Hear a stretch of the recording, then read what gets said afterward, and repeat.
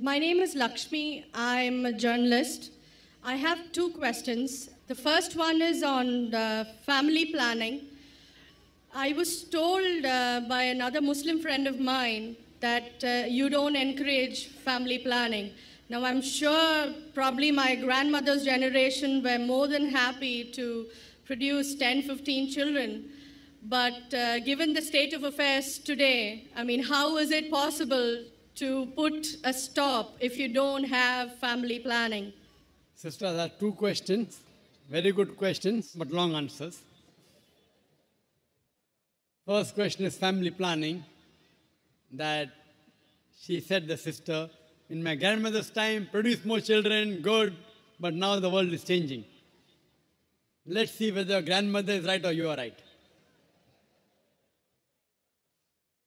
Now, in Islam, as far as family planning is concerned, family planning is a big word, but there's unanimous agreement that as far as permanent method is concerned, all the Islamic scholars, everyone agreed that it is haram. Tubectomy, vasectomy, it's prohibited.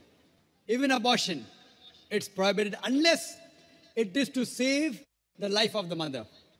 In that case, you can do permanent method, you can do abortion. For example, the doctor tells you that the lady has heart problem, and if she conceives again, it may be danger to her life.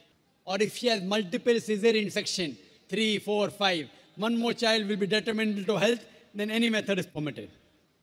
So as far as permanent method is concerned, abortion is concerned, unanimous agreement, it is haram because Quran says in Surah Anam, chapter number 6, verse number 151, that kill not your children for want of sustenance.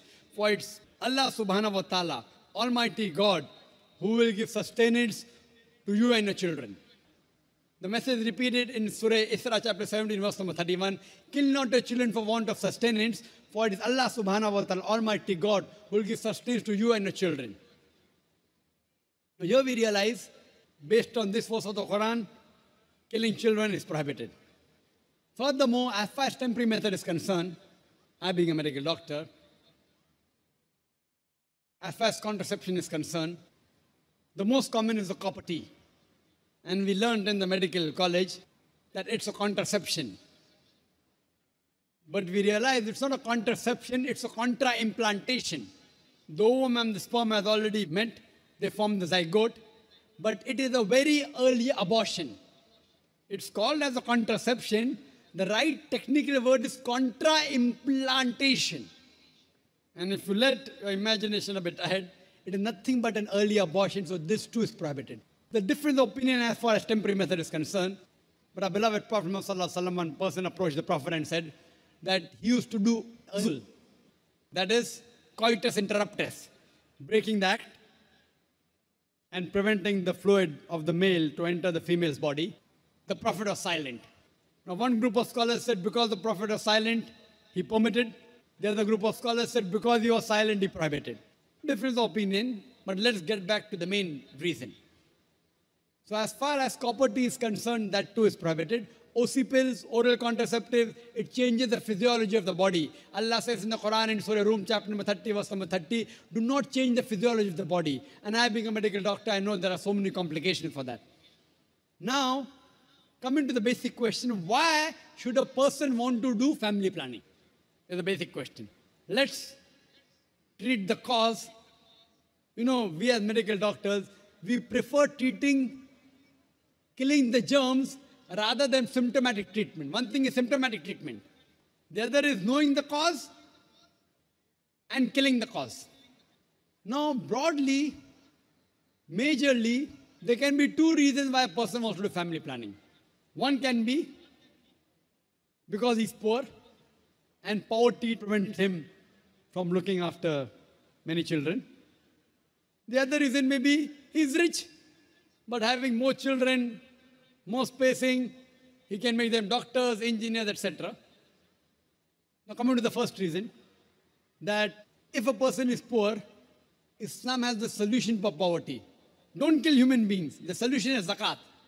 In Islam, one of the pillars of Islam is every rich Muslim who has a saving of more than the nisab level, more than 85 grams of gold, he or she should give 2.5% of that saving every lunar year in charity. If every rich human being gives a zakat, poverty will be eradicated from this world. There will not be a single human being who will die of hunger. So as far as poverty is there, the solution is zakat. It's not killing human beings. Now, second reason may be, I'm rich, I've got money, but I want to make my son a doctor. I want to make an engineer. So I give spacing. Less children, I can take care of them better. Sister, I am the fifth child of my parents. If my parents would have done family planning, I wouldn't have been here today. And do you know, sister, I am a medical doctor. You know, because today's society, the best profession they say is medical doctor, right? So am I a boon or a bane for society? Sister, fifth child of my parents. If my parents would have done family planning, I would have been here. But I gave up my profession of a doctor for a better profession that is spreading the truth. Allah says in the Quran, in Surah Fussilat, chapter 41, verse number 33, وَمَنْ أَحْسَنُ قَوْلًا مِمَّنْ دَعَا إِلَى اللَّهِ وَعَمِلَ صَالِحًا وَقَالَ إِنَّنِي مِنَ الْمُسْلِمِينَ. Who is better in speech than one who invites people to the Lord, to Almighty God, works righteousness and says, I am the one who submits my will to Almighty God. I chose to be a doctor because I thought it was the best profession. It is a good profession, I'm not against it. But I found a better profession. From a doctor of a body, I became a doctor of a soul. If I was a medical doctor, you wouldn't have found 10, 15,000 people here, right? You didn't come to hear a doctor of the body, you came to hear a doctor of a soul. So when I found a better profession, I changed from a doctor of a body to a doctor of a soul. So am I a boon or a bane for society? So it's a fallacy.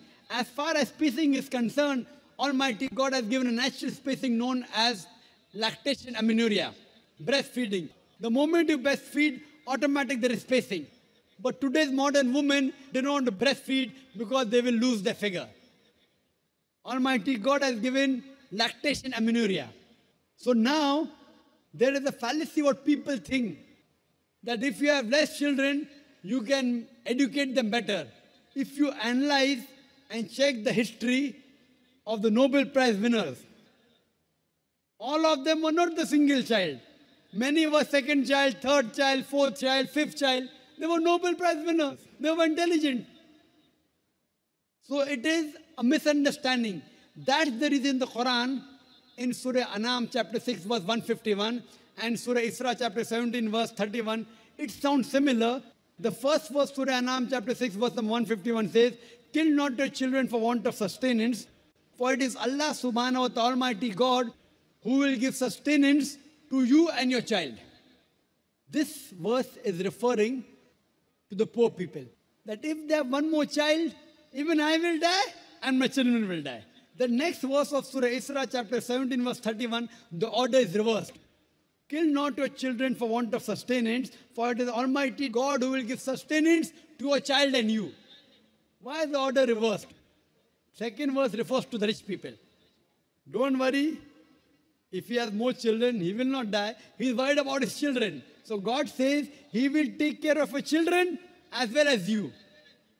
And now we realize, sister, that if you go to America, they encourage population. And the children wear a t-shirt, I am my father's tax saver. The more children you have, the less tax you pay.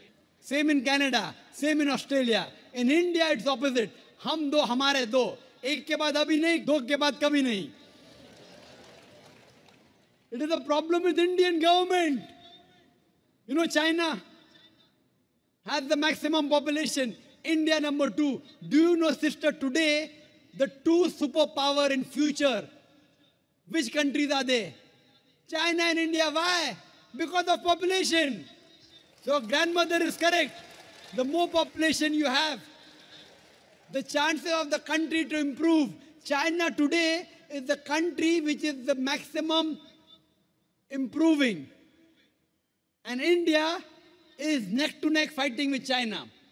So the difference of opinion, who will be superpower in the next 20 years? Some say India, some say China. Why? America is nowhere. Australia is nowhere. Canada has no way. So sister, population is a boon. It's not a bane. You should know how to utilize it. We don't know how to utilize it. What we have to tell the government, you change your laws to utilize the man force, to utilize the population. So your grandmother was correct, that the more children you have, she will also be better. And there's a third category sister. They aren't poor. They aren't bothered about less children. I can take care of them better. What they say, who wants to take the headache of upbringing the children? I'm rich, no problem, money. I'm not bothered whether my son becomes a doctor or engineer, but who wants to take care of looking after the children? Third category. There are certain communities, even Gujaratis, they marry early. They have children early, and by the time they are 35 years old, 40 years old, their child is 15 years, 20 years, they are sitting on the seat of the business of their father.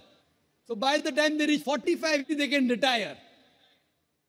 They don't have to wait till 60 years. Marry early, have children, children take care of the business, and they relax early. So even the third category, if they want to enjoy life, it is better they marry early, they have children, they take care of the business, they'll enjoy life better.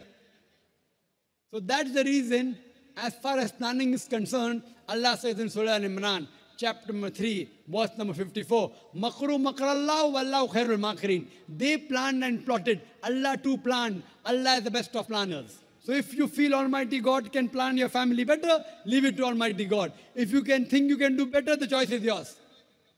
I believe in Almighty God. I let Him plan my family. And that's the reason I'm here.